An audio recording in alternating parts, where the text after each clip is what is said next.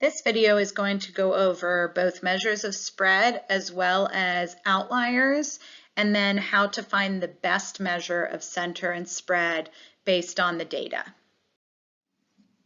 So what are the three measures of spread? We have range, IQR, which stands for the interquartile range, and standard deviation.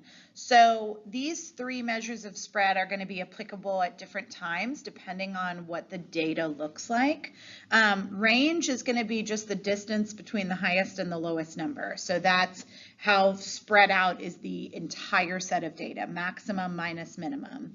The IQR restricts it to just the middle 50% of the data. This is taking the upper quartile minus the lower quartile. So this would be a reasonable number to look at if we had outliers, because we maybe wouldn't want to look at the maximum or look at the minimum for a set of data and rather only look at the middle 50%. Standard deviation is a measurement to see how dispersed or spread out the data is in relation to the mean. So a standard deviation, the higher that a standard deviation is, what that's going to tell us is that the data is really, really spread out. It's not super consistent. It was all over the place. The smaller the standard deviation is, the more consistent the data and the closer together that the values are and the closer that they are to the actual mean. So for our first example, we're going to find the measures of spread for these 6 data points. So step 1 would be to put them in order. I like to cross them out as I write them so that I know that I don't forget one. So 68, 76, 85, 87, 91, and 97. Okay, so the range is the maximum minus the minimum. So the highest value minus the lowest value. So in this case, that would be a 97 minus 68, which is 29. So the range for this data set is 29. It's a fairly large range given these numbers. So these look kind of like grades. This would be a big range in the class for the grades. IQR, interquartile range, I need to find the upper quartile and I need to find the lower quartile. So the median would be here in between 85 and 87. So 76 is the lower quartile and 91 is the upper quartile. So for the IQR, 91 minus 76, which is 15. So the IQR is 15. Okay, for the standard deviation, there are several steps to finding the standard deviation. So deviation is how far away, if something deviates, it's moving away from, how far away every number is from the mean. So the first thing I need to do is find the mean for this set of data, which we actually did in yesterday's notes. These are the same values. So we add them all together. We divide by 6 since there's 6 values, and the mean is 84. So step 1 is going to be to find the distance from the mean from each one of these values. To find distance, you would subtract. So I would do 68 minus 84. Technically, you could do 84 minus 68. That would still give you that distance. And then to find standard deviation, I'm actually going to square that number. So 68 minus 84 and then squared, and that gives me 256. And we're going to do that for each one of these values. So we're going to take 76 minus 84 squared, which is 64. 85 minus 84 squared, and some of them should be smaller, like this is 1. 1 squared is just 1, so you should be able to do some of these just in your head rather than having to type them all into the calculator every time. 87 minus 84 is 3, squared is 9. 91 minus 84 squared, that's 7. 7 squared is 49, and then 97 minus 84 squared is 169. Okay, so that's step one. Subtract each value from the mean. It's always going to be from the mean, and then square those values. The next step is to find the mean of those numbers. So adding 256 plus 64 plus 1 plus 9 plus 49 plus 169, and then dividing by 6 since there are 6 values. So if I add them all up, I get 548. Then divide by 6 since there's 6 numbers, and we get 91.3. Now, when you're in Desmos doing this, these computations, you're going to get a repeating decimal here. The very last step is to take the square root of that number. Don't forget that there is a little button at the bottom on Desmos that looks like this, and that means answer. So what you can do is you can hit the square root button and then hit that ANS, and it will copy and paste your entire answer from the previous part underneath the square root. If you round, then you're going to have to round again for the standard deviation. The standard deviation will pretty much always be a decimal. You're going to have less accurate of an answer. So use that answer feature in Desmos on the calculator to be able to get the most accurate final answer. And we're going to round to the nearest tenths place. So this would be 9.6 would be the standard deviation. Example 2, determine the measures of variability for the data. So variability is the same thing as measures of spread. All of these measures are telling us how consistent the data is. So if I were to give you the range or give you the IQR or give you the standard deviation for 2 sets of data and you're comparing the two, you should be able to see which set of data is more spread out versus less spread out, or which set of data is more consistent versus less consistent based on how large or small those numbers are. Okay, so order them first. There are 4 2s, 1, 2, 3, 4, a 3, 3 4s, and then a 13. Remember, we talked about this before, but there are 9 values. So then after you've written them all down, make sure you count them and make sure that you still have 9 values. Okay, so range, maximum minus minimum. So 13 minus 2, which is 11. IQR is the upper quartile minus the lower quartile. So my median is at 3. The upper quartile is 4. And the lower quartile is 2. So 4 minus 2 would give me 2. All right, and then standard deviation. So again, the first step, I need to know the mean of this data set. So we add them all together. We divide by 9 since there are 9 data values, and that would give me 4. So for the standard deviation, we're going to subtract each value from the mean. Okay, or the mean, you can write this either way, and then square it. So 2 minus 4 squared is 4. And then you don't need to write it over and over again. You have 4 of the same data sets. So I'm gonna write it out just for the sake of the notes. But all of these values, 2 minus 4 is gonna give me 2, and then squared would give me 4. So 4, 4, 4, and 4.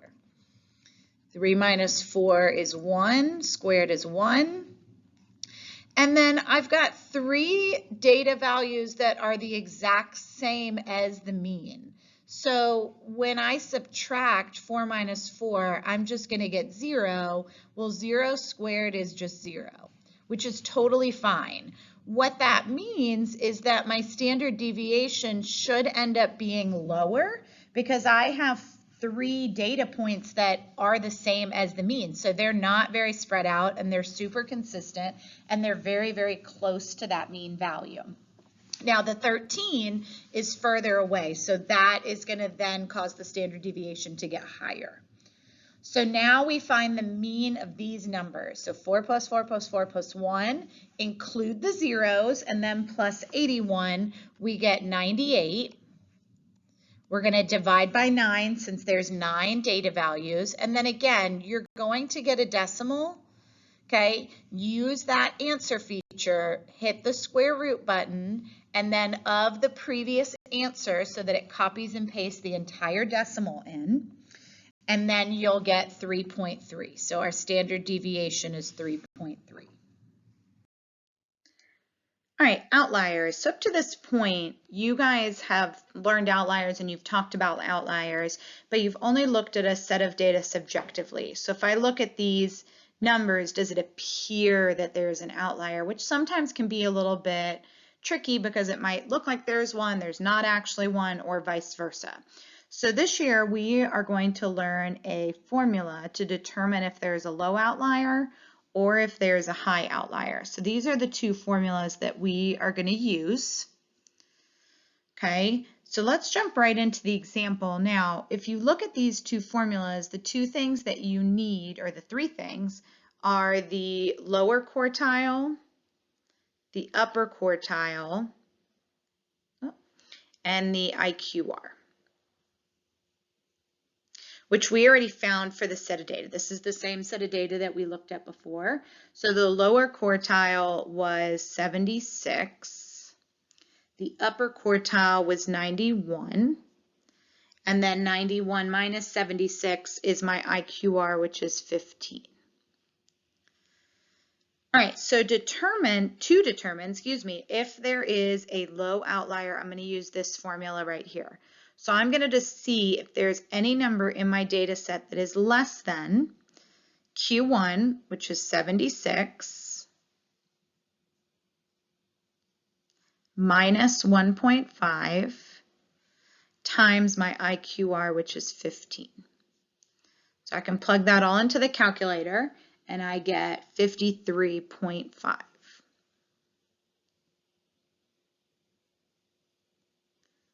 So the question is there a number that is less than 53.5 in my data set? And there's not. So that means that there's no low outlier. Okay, so to determine if there's a high outlier, I'm now going to use this formula. So I'm going to see if there's a number greater than my upper quartile plus 1.5 times my IQR. So I plug that into the calculator and I get 113.5. So was there anybody who had a grade higher than 113.5? No.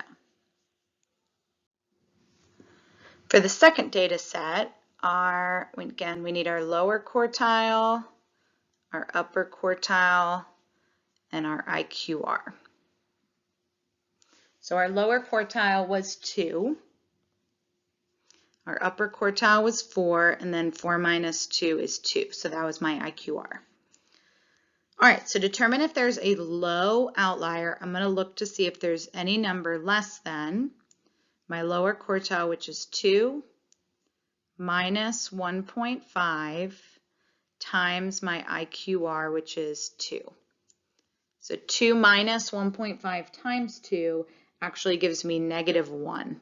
And there's no number smaller than a -1. So that means I had no low outlier. So to determine a high outlier, I'm going to see if there's any number greater than my upper quartile plus 1.5 times my IQR. So 4 plus 1.5 times 2 is 7. So the question is, if I look at this data set, is there any number that was greater than 7? Yes, 13. So that means that 13 is an outlier. So now for describing the data, what is the best measure of center to look at and what is the best measure of spread to look at? You guys are so accustomed to just always asking, what's the class average? What's the mean? And assuming that the mean is going to be the best measure of center to show you how the class did overall in terms of a test or a quiz. But if we have outliers, or we have a lot of students who maybe didn't take it and there's zeros in the grade book, that's going to skew the mean, and that might not be the best measure to look at to compare how two classes did compared to each other. So if there are no outliers at all, then yes, the mean is going to be the best measure of center. But if there are outliers, then we would rather look at the median. The third measure of center is the mode, but the mode could be anywhere. That's never going to be the best measure to look at the center of the data. So mean if there are no outliers, median if there are outliers. So for spread, we have three options: the range, the interquartile range, and the standard deviation. The standard deviation is always going to be the best measure of spread if there are no outliers. The standard deviation uses the mean to find that value. So again, if the mean has been skewed by a really high or really low value, then the standard deviation is also not going to be a best representation. So if you do not have outliers, then yes, the mean and the standard deviation are great. If you do have outliers, we're going to look at the median, and then for the spread, we're going to look at the IQR, the interquartile range. We would want to look at that instead of the range, because the range includes everything, maximum minus minimum. So if you have an outlier, your range is going to also appear much larger than maybe the set of data actually is. So the IQR eliminates that high and low value and just looks at the middle 50%. So if you have an outlier, we would always want to use the IQR. So for example 1, what would be the best measure of center and spread? Well, we determined that there were no outliers. So the best measure of center would be the mean, and the best measure of spread would be the standard deviation. And then why? That would be because there are no outliers.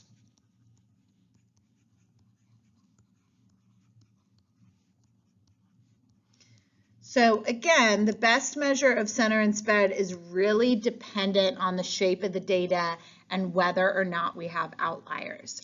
If the data is skewed from outliers, then we don't want to use the mean and standard deviation. Otherwise, those are going to always represent the data best.